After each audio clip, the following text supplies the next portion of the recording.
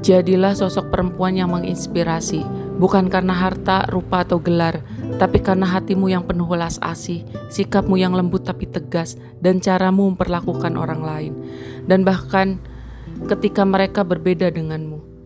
Jika tidak bisa membantu, setidaknya jangan merendahkan. Jika belum mampu menolong, jangan menghakimi mereka yang masih berjuang dengan langkah yang lambat. Karena tidak semua orang punya kecepatan yang sama dalam bertumbuh. Ada orang yang butuh waktu lebih lama untuk bangkit. Ada yang sedang menyembuhkan luka yang tak terlihat.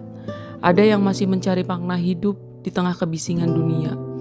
Dan tugasmu bukan menuntut mereka untuk cepat, tapi hadir sebagai teman yang menguatkan. Jadilah perempuan yang tidak hanya cerdas, tapi juga bijaksana.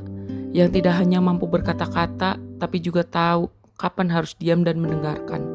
Yang tidak hanya menyuarakan kebaikan, tapi juga mempraktikkannya dalam tindakan kecil setiap hari. Perempuan yang menginspirasi adalah dia yang tidak sibuk mencela, tapi sibuk memperbaiki dirinya sendiri, yang tidak mudah iri melihat keberhasilan orang lain, tapi menjadikannya motivasi untuk berkembang.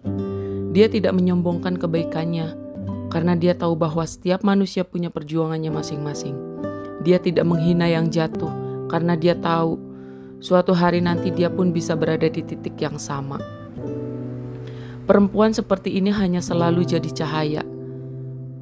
Bukan hanya di ruangan yang terang, tapi juga di tempat-tempat yang paling gelap yang butuh harapan. Dia tidak sempurna, tapi ia berusaha menjadi lebih baik. Bukan untuk dilihat orang, tapi karena dia tahu bahwa hidup ini adalah perjalanan panjang untuk tumbuh.